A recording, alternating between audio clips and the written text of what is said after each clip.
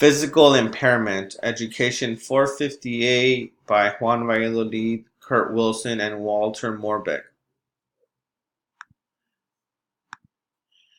Definition of a physical impairment: a disability that limits a person's physical capacity to move, coordinate actions, or perform physical activities. Physical impairment may be also accompanied by difficulties in one or more of the following areas: physical and motor skills, independent moving, performing daily living functions. There are many types of physical impairment. These are just some. Cerebral palsy, which is a congenital disorder of movement, muscle tone, or posture. It's due to abnormal brain development, and it's often before birth. Muscular dystrophy is a group of genetic diseases that cause progressive weakness and loss of muscle mass. Its abnormal genes lead to muscle degeneration. Most forms begin in childhood. Spina bifida, it's a birth defect in which a developing baby's spinal cord fails to develop properly. It develops in the womb. Of course, there's also amputations. These can be progressive. You never know what can happen. There's legs, arms, fingers, certain parts of the body that get amputated. There's congenital deformities as well as osteogenesis imperfecta. It's also called brittle bone disease. This is a group of inherited disorders characterized by fragile bones that break easily, and it's caused by defective genes. These genes affect how the body makes collagen, a protein that helps strengthen bones. And here's some of the data on physical impairment and disabilities. So in 1976, the Individuals with Disability Education Act, known as IDEA, formerly known as the Education for All Handicapped Children Act, mandates the provision of a free and appropriate public school education for eligible students ages 3 to 21. Eligible students are those identified by a team of professionals as having a disability that adversely affects academic performance and is as being in need of special education and related services. The data collection activities to monitor compliance with IDEA began in 1976. In 2017-2018, the number of students ages 3 to 21 who received special education services under the IDEA was 7 million, or 14% of all public school students. Among students receiving special education services, 34% had specific learning disability.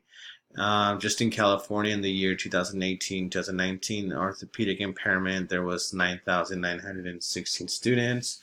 And here you'll see the students with disabilities that receive services. Here's a chart and a link. You guys could go on it. The criteria for physical impairment: any degree of disability, infirmity, malformation, or disfigurement of a physical nature caused by bodily injury, illnesses, or birth defects, and includes but is not limited to a disability resulting from any degree of paralysis or from diabetes mellitus, epilepsy, amputation, lack of physical coordination, blindness, or physical reliance on a guide dog or a wheelchair, cane, crutches, or other remedial device or appliance. Impact of a physical impairment. Physical impairment may have an impact on some or all activities to a greater or lesser extent. Sitting, standing, grasping, communication, eating, perception, reflex movements are some of the struggles that some of these students go through. Physical disability, along with neurological conditions, may be seen in some of these students. Speech and language difficulties: they may talk, they may not talk, they may be deaf, they may be blind. Some of these students are thought to be able to do far less than what they can actually achieve. So with our help and the help of the IEP team and the school staff, they can do as much as other students and be properly served.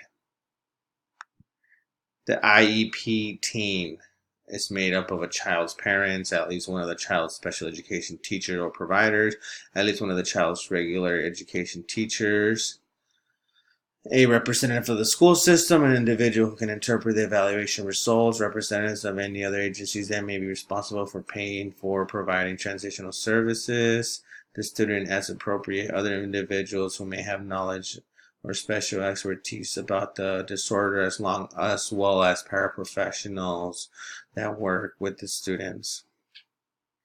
Some of the teaching strategies that are utilized in the classroom, outside of the classroom, are to use mnemonics such as slant, sit up, lean forward, ask questions, nod your head, track the teacher. True or false is a lot easier than explaining the answer. Encourage independence, encourage support for the student from classmates, teach social skills if necessary, consider environmental issues, seating places in the classroom, workspace, free from distraction, proximity seating, students remove all non-related materials from space. Maybe they want to sit closer to the door, since it's a lot flexible for the students to get around, whether they have a wheelchair, crutches, or have trouble moving around. Use textures, mats on their worksheets, and manipulators to stabilize the workforce.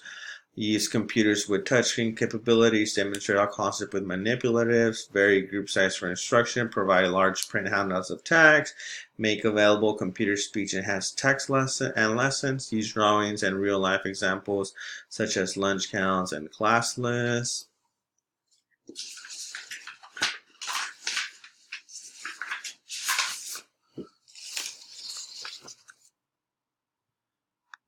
On the setup of the classroom accommodation adaptations, again, consider the environmental issues, the seating chart or group, removing all backpacks from the area, flexible schedule, students may arrive late or have to leave before class is due to adopted transportation services.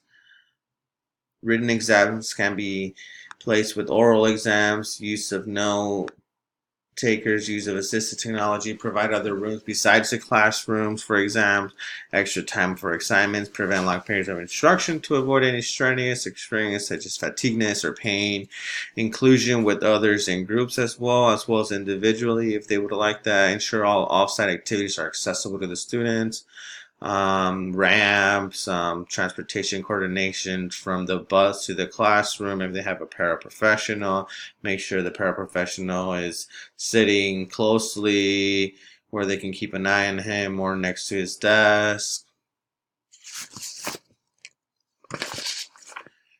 And these are some myths and facts about physical disabilities. So physical disabilities are associated only with people in wheelchair. We know that's a myth.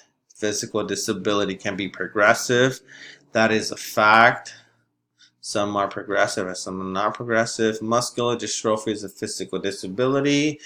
That's a fact. We saw that at the beginning of the presentation. And the need of all students with physical disability should be dealt with in the same way. And that's a myth. A lot of need to be dealt their own way. There's different ways to go about different disabilities challenges, and these are the resources that we utilize to make our presentation. Thank you.